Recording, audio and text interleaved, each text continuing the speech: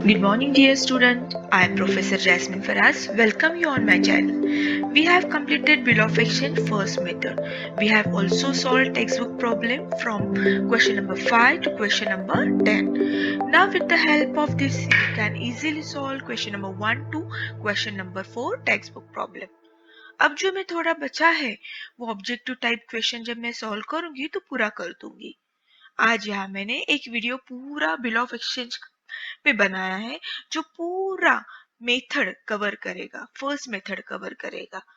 और अब जब बोर्ड एग्जाम में जाओगे तो जाने से पहले अगर ये आपने वीडियो देख लिया तो आपको 15 मिनट्स में बिल ऑफ एक्सचेंज समझ में आएगा। Yes, but condition is that कि आप साल भर पहले बिल ऑफ एक्सचेंज की सब मेथड अच्छे से समझ लो, तो ही जब आप एग्जाम के लिए जाओगे तो ये वीडियो देखोगे। सो लेट्स स्टार्ट। सी, मैंने यहाँ पे क्या किया है, सब जो भी केसेस है already you know we have a 4 cases: bill retained, bill discounted, bill endorsed and bill send for collection. इसमें से कोई भी केस आने दो, कोई भी क्वेश्चन में केस पूछने दो, हम एक ही मेथड से जाएंगे। So let's begin. As you know हमारी story begins with the credit sales, after that bill draw, then here we have to find out which method comes. Either bill retained आया है, क्या डिस्काउंटेड दिया है, या endorse दिया है, या बिल सेंड फॉर कलेक्शन दिया है। After that bill becomes disorder. अभी तक आपने जितने भी मेरे वीडियो देखे होंगे आपको अच्छे से समझ में आया होगा। कम से कम मैंने 10 to 12 वीडियो इस पे बनाए हैं। अगर नहीं देखे हैं तो प्लीज पहले वो अच्छे से देख लीजिए, तो यही आपको बहुत काम आएगा ये video. Okay, so will start. Maximum time they ask journal entry in the books of drawer. हाँ, लेकिन वो ड्रॉवी भी पूछ सकते हैं, तो उसका भी मैंने वीडियो बनाया है। अगर आप परफेक्ट हो गए in the books of drawer में तो ड्रॉवी की एंट्री आप आसानी से सीख सकते हो। Okay, so let's start. So अगर बिल रिटेन हो और क्रेडिट सेल्स है तो एंट्री क्या आएगी?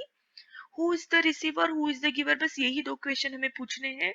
सो जब हम क्रेडिट सेल्स करते हैं तो who is the receiver? Drawee is the receiver क्योंकि वो रिसीव करता है goods. And who is the giver? कौन क्रेडिट देता है, गुड्स देता है? Drawer. So drawee account debit to drawer, but we are not writing here drawer's name, so instead of drawer what we'll write? To credit sales. So see here, so first entry will come drawee account debit to sales being credit done. अगर same discounted की भी case हो तो भी यही entry आएगी। Endorsement पूछा है, एंडोर्समेंट मतलब transfer the bill to another person, तो भी यही एंट्री आएगी। और बिल सेंड फॉर कलेक्शन की केस हो तो भी यही एंट्री आएगी। तो देखो आपको पूरी क्रेडिट सेल्स की एक ही एंट्री याद रखनी है, भले वो कोई भी केस हमारे सामने दे। Understood? So drawee account debit to sales, narration भी लिखना है being credit sales done. Next is bill drawn. Now again we have to ask two questions: who is the receiver and who is the giver. Again यहाँ पे bill draw किया है, आपको आंखों के सामने पिक्चराइज करना है। ठीक है, तो ड्रॉवी ने मतलब बायर ने प्रॉमिस किया है सिग्नेचर करके वो बिल वापस ड्रॉवर को दिया है। So here drawer is the receiver and किसने साइन करके दिया है? ड्रॉवी ने। So receiver drawer, giver drawee. We can write the name of drawee, लेकिन ड्रॉवर का नाम लिख सकते हैं क्या? नहीं। तो देखो ड्रॉवर के हाथ में क्या है, what comes in? Bill receivable. So second entry, bill receivable account debit to drawee being bill draw. Understood? देखो इतना याद रखना है कि ड्रॉवर के बुक में कभी भी ड्रॉवर का नाम नहीं आएगा, ड्रॉवी का ही नाम आएगा। ओके, सो सेम अगर डिस्काउंटेड की भी केस हो तो ड्रॉ की तो एंट्री सेम ही आएगी, एंडोर्स के वक्त भी same, and bill send for collection के वक्त भी सेम। तो देखो कितना इजी है, आपको ये दो एंट्री कॉमनली याद रखनी है हर केस के लिए। एंड आई होप आपने अगर मेरे पूरे वीडियो सब देखे होंगे 10-12 वीडियो, तो ये एंट्री अब आपको चुटकी बजाते ही आती होगी। Okay, now the main start different cases. अब यहाँ पे क्वेश्चन स्टार्ट होता है असली हमारा। वहां पे क्लियर कट क्वेश्चन में देंगे कि ड्रॉवर ने क्या किया है, बिल डिस्काउंटेड किया है या बिल एंडोर्स किया है या बिल सेंड फॉर कलेक्शन किया है। और अगर तीनों भी नहीं दिया है तो हमें एज्यूम करना है कि वो बिल रिटेन ही किया है।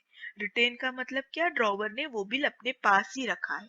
ओके, सो रिटेन की एंट्री क्या होगी यहाँ पे, ऑफ कोर्स उसने ड्रॉवर ने अपने पास ही रखा है, तो देर इज नो एंट्री, यही एंट्री काफी है उसके लिए। एक्सेप्ट किया, बिल उसने अपने पास रख दिया। Okay, so here no entry. Now here discounted है, discounted that means drawer go to the bank, discounted the bill, take the cash, receive the cash. Yes, so what comes, cash comes in, and what goes out from the drawer, bill receivable. So see here, cash oblique bank, why we write here bank, क्योंकि कभी कभी देते कि bank ने check से पे किया, आजकल एनईएफटी है, बैंक ने डायरेक्ट ऑनलाइन ट्रांसफर किया ड्रॉवर के बुक में। So make a habit, cash oblique bank ही लिखा करो। So cash account debit to bill receivable, bill तो चला गया बैंक के पास, अब बिल बैंक के पास है और ड्रॉवर के पास कैश आ चुकी है। लेकिन डिस्काउंटेड की केस है तो बैंक तो डिस्काउंट कट करेगी। सो ये आपको बेसिकली याद रखना है कि डिस्काउंट का भी नाम आना चाहिए। Okay, so discount is expenses for the drawer, because उसको तो कम अमाउंट रिसीव्ड हुई है, so debit the discount. Understood? So cash account debit, discount account debit to bill receivable. आपको ये याद रखना है, ये थर्ड जो एंट्री होती है यहाँ पे कभी भी ड्रॉवी का नाम नहीं आता है। जैसे यहाँ पे आया है, यहाँ पे आया है, बट यहाँ पे नहीं आता है।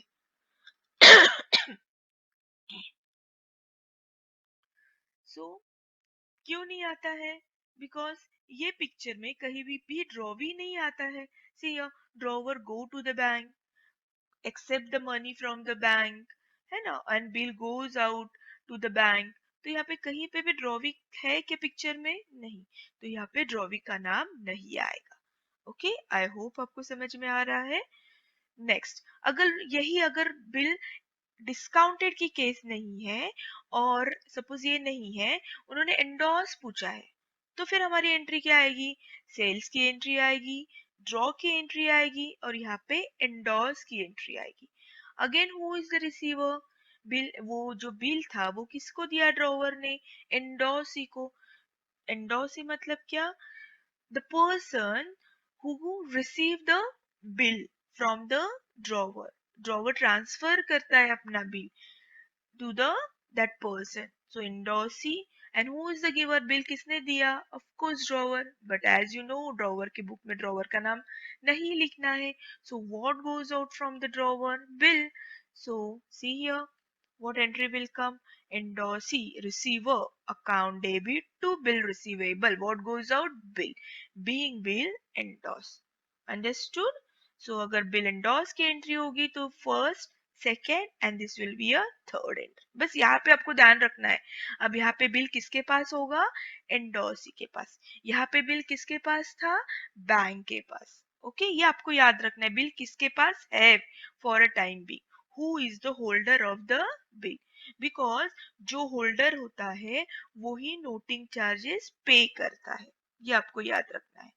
क्वेश्चन में, ऑब्जेक्टिव टाइप क्वेश्चन में ये पूछेगी। Okay, next, bill send for collection, अगर ये दोनों केस नहीं दी है, ये केस दी है, तब फिर एंट्री क्या आएगी, so very simple, again who is the receiver, bank, and what goes out, bill receivable, but will not right only bank क्योंकि यहाँ पे भी बैंक लिखा है, so we'll write here bill sent for collection to bill receivable, because here drawer opens separate account as a bill sent for collection in the bank, और bank को बोलता है कि आप कलेक्ट कीजिए, जो भी पैसे आएंगे ये मेरे अकाउंट में डालिए, ठीक है, उसमें से आपके बैंक चार्जेस होंगे तो बैंक चार्जेस ले लीजिए।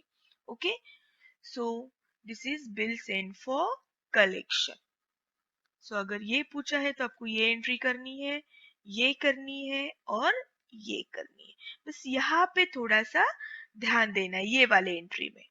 ओके, अब अगर आप यहाँ पे अच्छे से ऑब्जर्वेशन अगर करते हो तो आपको समझ में आएगा कि यहाँ पे bill receivable bill receivable and bill receivable credit side दिया है, बिकॉज ऑल केसेस में bill goes out from the drawer. Okay, so ये इजी है।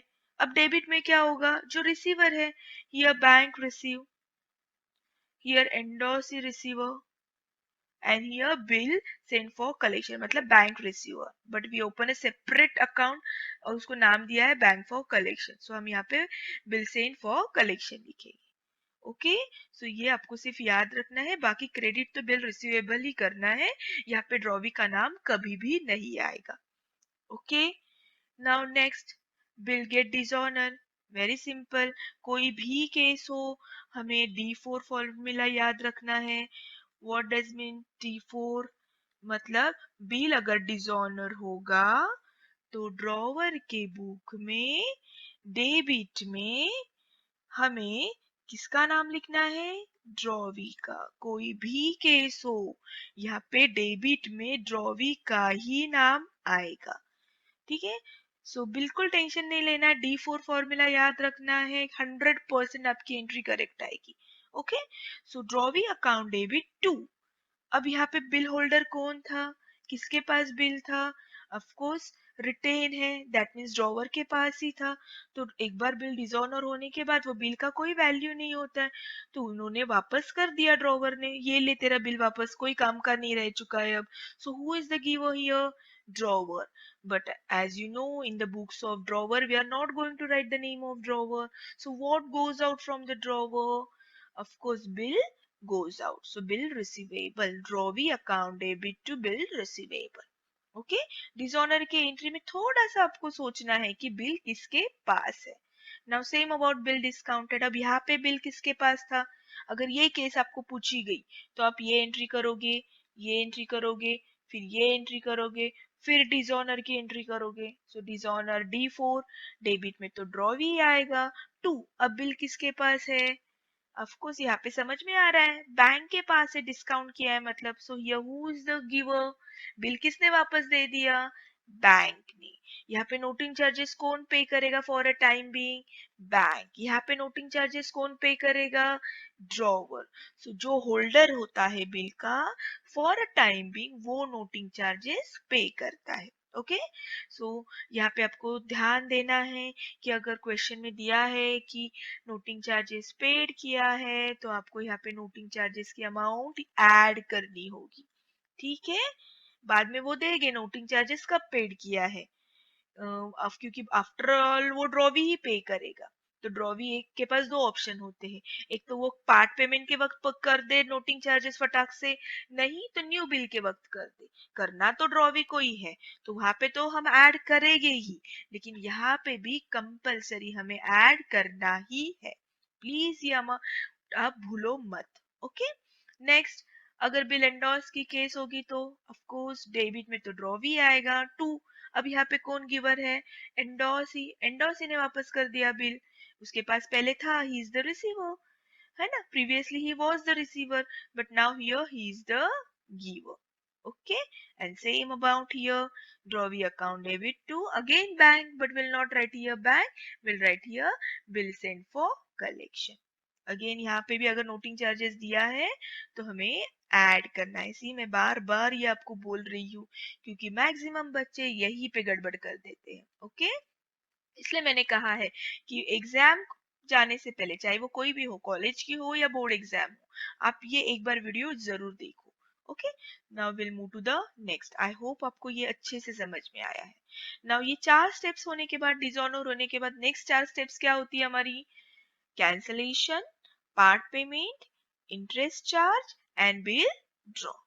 So now we'll move to the cancellation, but cancellation and dishonor is the one and the same। अभी तो हमने की है dishonor की एंट्री, so cancellation करने की कोई जरूरत नहीं। अब ये नहीं लिखोगे तो भी चलेगा, ठीक है, बट ये मैं लिखने की आपको हैबिट क्यों डाल रही हूँ, क्योंकि जब हम second method bill of exchange की स्टार्ट करोगे, yes there is a second method also, लेकिन बहुत इजी है, जर्नल एंट्री यही रहने वाली है, सिर्फ थोड़ी सी मेथड चेंज होने वाली है, डोंट वरी। आपको अगर ये फर्स्ट मेथड अच्छे से आती है तो सेकेंड मेथड आप 2 दिन में सीख जाओगे। ओके, ठीक है, चलो उसके बारे में हम बाद में बात करते हैं. Now will move to the here cancellation. So इसकी एंट्री और डिसऑनर की एंट्री सेम होती है. Now will move to the part payment. So part payment की एंट्री क्या आएगी? आग क्लोज थोड़े से बंद करके सोचिए क्या आएगी. किसने किसको पैसे दिए पार्ट पेमेंट? ड्रॉवी ने किए. ड्रॉवी ने बोला I am really sorry, bill तो डिसऑनर हो गया, लेकिन मैं आपको थोड़े अमाउंट पैसे बिल की अमाउंट थोड़ी सी वापस करता हूँ. सो ड्रॉवी ने ड्रॉवर को कैश दे दी, पार्ट पेमेंट किया. सो ड्रॉवर के पास कैश आई. So who is the receiver? Drawer. Who is the giver? Drawee. So drawee का नाम तो गिवर लिख सकते हैं बट रिसीवर नहीं. सो रिसीवर के जगह, ड्रॉवर के जगह हम क्या लिखेंगे? Cash. So what comes in? Cash account debit to bank account. हो सकता है वो चेक भी दे, हो सकता है वो गूगल पे करे. So make a habit cash oblique bank. So see सब एंट्री सेम है. ठीक है, तो यहाँ पे भी आपको ज्यादा दिमाग नहीं लगाना है. हर एक की एंट्री एक ही आएगी. Cash comes in and who is the giver? Drove is the giver. Part payment done. यहाँ पे आपको कैलकुलेशन पे ध्यान देना है कि पार्ट पेमेंट में क्या क्या पेड किया है. कभी कभी देते कि उसने इंटरेस्ट भी पे कर चुका है वो इसमें ही, तो इंटरेस्ट ऐड करना है. कभी कभी देते नोटिंग चार्ज पे किया है, तो नोटिंग चार्ज पे ऐड करना है. ध्यान से पढ़ना है, बस यही पे गड़बड़ हो जाती है आपकी. तो एकदम ध्यान से पढ़ना है, बार बार पढ़ना है. 3 घंटे में हमारा पेपर आराम से सॉल्व होता है. So don't worry. ओके. सो यहाँ पे हमें ऐड करना है. और कभी कभी तो पार्ट पेमेंट देते ही नहीं है, डायरेक्टली न्यू बिल ही की एंट्री बोलते हैं. इंटरेस्ट की अमाउंट देते हैं और बिल ड्रॉ की. So don't get panic. नहीं दिया है तो मत एंट्री करो. ठीक है. So now we'll move to the next. After part payment done, interest charge. तो interest charge की एंट्री भी very simple. Interest is a income for the drawer. Extra पैसे मिलेंगे उसको. So income है, interest is a nominal account. So nominal account का formula debit the expenses and credit the income. Income है इसलिए drawer ने अपने बुक में ये क्रेडिट में बताया है. ओके. 2, ये डेब्ट जो भी इंटरेस्ट है, हु इज द रिसीवर? वो डेब्ट का रिसीवर कौन है for a time being? Drawee. ठीक है, ड्रॉवी ने एक्सेप्ट किया. ओके, मैं पे करूंगा इंटरेस्ट. सो हियर चार्ज है, चार्ज है, नॉट पेड. ठीक है, तो सो बहुत सारे बच्चे होते हैं मैडम वो ड्रॉवी रिसीवर कैसे, वो तो पेड करेगा. नहीं, यहाँ पे फिलहाल वो डेब्ट रिसीवर है. मतलब क्या? फॉर टाइम बीइंग उसने बोला है ओके आई विल पे. उसने रिसीव किया है, एक्सेप्ट किया है कि ओके मैं पे करूंगा. Okay. So interest charge entry same. तो यहाँ पे भी कोई टेंशन नहीं है. सिंपल सिंपल बातें रखनी है. भैया पार्ट पेमेंट है तो कैश का नाम आएगा. यहाँ पे इंटरेस्ट चार्ज की एंट्री है तो इंटरेस्ट का नाम आएगा. ओके. अब यहाँ पे बिल ड्रॉ है तो बिल का भी नाम आएगा. So what next entry? New bill draw. ये न्यू बिल ड्रॉ करना है हमें. Okay. So new bill draw. So पहला बिल हो, सेकेंड बिल हो, 10th वन बिल हो या 100th बिल हो, बिल ड्रॉ की एंट्री तो सेम ही रहेगी जो हमने पहले की थी. So bill receivable account debit to drawee. फिर से बिल ड्रॉ हो चुका है और फिर से ड्रॉवर ने वो रिसीव किया है एंड ड्रॉवी ने वो एक्सेप्ट करके वापस बिल दे चुका है. सो ड्रॉवी हियर गिवर. अगर आप मैजिक चेक करना चाहते हो तो चेक करो. Debit credit debit credit debit credit. अब ये मैजिक क्या है इसके लिए आपको मेरे पहले वीडियो देखना होंगे. ओके. सो देखो बहुत ही कम समय में हमने क्या किया, कंप्लीट किया है कोई भी केस हो. The next one is bill draw. जब सेकेंड, अब थोड़ा ध्यान से सुनो, जब सेकेंड बिल ड्रॉ होता है तो 95% वो बिल रिटेन ही होता है. सी 95% वो बिल रिटेन होता है. हाँ, लेकिन 5% चांसेस है कि सेकेंड बिल भी वो डिस्काउंट किया जा सकता है, एंडोर्स किया जा सकता है या बिल सेंड फॉर कलेक्शन किया जा सकता है. ओके. तो यहाँ पे आपको ध्यान रखना है कि सेकेंड बिल क्या किया है. ठीक है. So let's move now. अब सब केसेस खत्म हो चुकी है. अब सेकेंड बिल है. यहाँ सेकेंड बिल में आपको ध्यान देना है न्यू बिल क्या किया है. अगर रिटेन किया है तो डिसऑनर. सेकेंड बिल एक तो हॉनर्ड आता है. अब इसके आगे सेकेंड बिल. अब यहाँ पे हमारी स्टोरी खत्म होने होती है. ठीक है. इसके बाद थोड़ा ही बाकी होता है. एक तो सेकेंड बिल वो देते हैं कि सेकेंड बिल हॉनर्ड हो गया है, रिटेन था और हॉनर्ड हो गया है. ठीक है. नहीं तो बोलते हैं डिसऑनर हो गया है या रिटायर हो गया है. पहले रिटायर लेते. रिटायर का मतलब क्या? Bill get honoured but before due date. और रिटायर नहीं हुआ है तो डिसऑनर देते हैं, और अगर डिसऑनर होगा तो उसके साथ और एक एंट्री हमें करना होती है इंसॉल्वेंसी की। तो बस यहाँ पे थोड़ा आपको ध्यान देना है सेकेंड बिल क्या किया है। 95% सेकेंड बिल रिटेन ही होता है, तो अगर रिटेन है तो हॉनर की एंट्री क्या आएगी, cash account debit to bill receivable.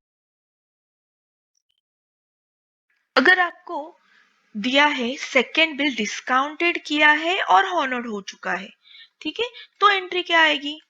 सी देखो यहाँ पे थोड़ा सा कंफ्यूजन स्टार्ट होता है। अगर first bill sorry second bill अगर हॉनर्ड हुआ है रिटर्न है तो ये एंट्री आएगी, लेकिन सेकेंड बिल अगर उन्होंने दिया है कि डिस्काउंटेड किया है और हॉनर हो चुका है ड्यू डेट में, तो क्या होगी। सो ध्यान देना है कि यहाँ पे ड्रॉवी बैंक में जाएगा, पैसे देगा, and this transaction done between drawee and the bank. तो यहाँ पे ड्रॉवर का तो कोई रोल ही नहीं है, तो ऐसे वर्क ड्रॉवर के बुक में एंट्री नहीं आती है।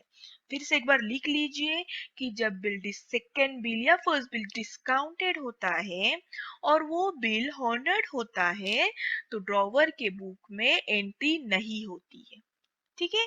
Now same about endorsement, and अगर सेकेंड बिल एंडोर्स किया है और हॉनर्ड हो चुका है तो एंट्री क्या आएगी। अगेन आंख बंद करके सोचिए कि ड्रॉवी एंडोर्सी के पास गया है और पैसे दे दिए हैं, एंडोर्सी ने फिर से बिल ड्रॉवी को वापस कर दिया है। So again this transaction happen between drawee and endorsee, तो ड्रॉवर का तो रोल ही नहीं है, तो एंडोर्समेंट की केस है और बिल हॉनर्ड हो गया तो भी एंट्री नहीं आएगी। नाउ लास्ट वन, अगर उन्होंने दिया है बिल सेंड फॉर कलेक्शन किया है एंड हॉनर्ड हुआ है, तो अब ड्रॉवर की बुक में एंट्री आएगी क्या। फिर से अपनी आंखें बंद कीजिए और सोचिए, अब बिल सेंड फॉर कलेक्शन का मतलब क्या होता है। यहाँ पे बैंक वो जो भी ड्रॉवी है उसे पैसे रिसीव करती है, ड्रॉवर के ही अकाउंट में डिपॉजिट करती है। हाँ, बैंक चार्जेस वो डेफिनेटली चार्ज करती है। अगर आपने मेरा प्रीवियस वीडियो देखा होगा टेक्स्ट बुक क्वेश्चन नंबर 10, तो यहाँ पे क्लियरली दिया है second bill send for collection and bill get honoured, तो यहाँ पे सेंड फॉर कलेक्शन जब होगा तो हॉनर्ड की एंट्री आएगी। यहाँ पे मैं ज्यादा एक्सप्लेनेशन नहीं दे रही हूँ क्योंकि आप कंफ्यूज हो जाओगे, तो आप मेरा प्रीवियस वीडियो जरूर देखो। ओके, तो यहाँ पे आपको थोड़ा ध्यान देना है, अगर सेकेंड बिल रिटेन है so this entry will come, अगर सेकेंड बिल डिस्काउंटेड है, सी डिस्काउंटेड है और हॉनर्ड हो गया तो no entry, second bill endorse है और हॉनर्ड हो गया तो no entry, second bill bill send for collection है और हॉनर्ड हो गया तो हमें एंट्री करनी है।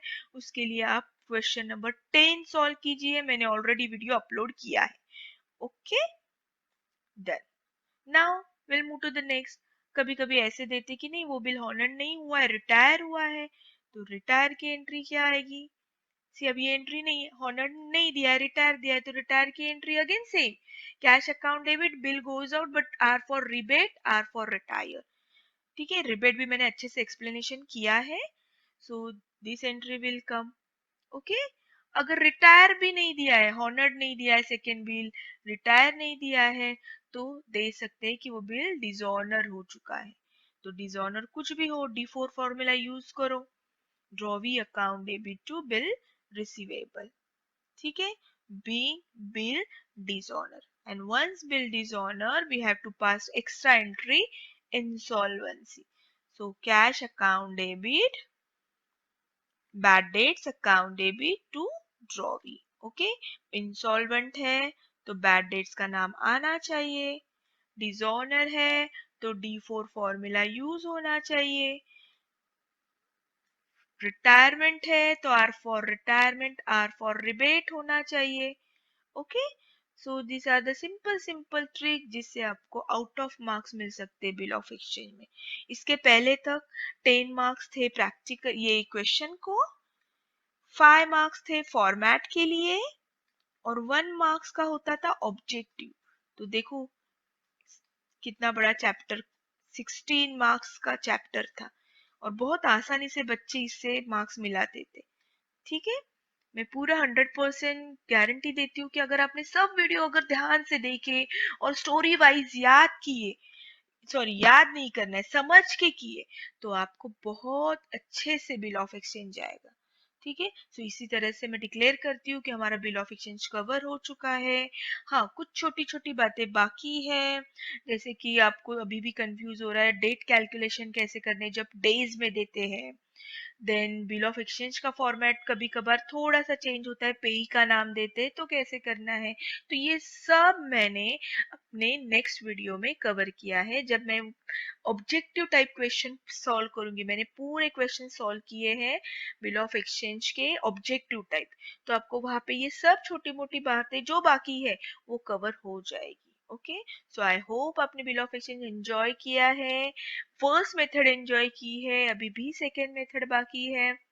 बट डोंट वरी, अगर आप अच्छे से फर्स्ट मेथड करते हो तो सेकंड मेथड बेशक आपको आएगी। ओके, सो उसके बारे में मैं अपनी नेक्स्ट वीडियो में सब आपको इन्फॉर्मेशन दे दोगी कि क्या होती है फर्स्ट मेथड, क्या होती है सेकंड मेथड, दोनों में क्या फर्क होता है, बोर्ड क्या पूछता है, ये सब इन्फॉर्मेशन नेक्स्ट वीडियो में। सो नेक्स्ट वीडियो भी देख ही लीजिए। ये आपको कब समझेगा, जब आप बेल आइकन प्रेस करेंगे, सब्सक्राइब करोगे, तो आपको समझ में आ जाएगा कि नेक्स्ट वीडियो में इसने अपलोड किया है। सो have a nice day, friends के साथ जरूर शेयर कीजिए ताकि ये लॉकडाउन में उन्हें भी थोड़ी बहुत हेल्प हो चुके। Okay, so have a nice day, bye bye.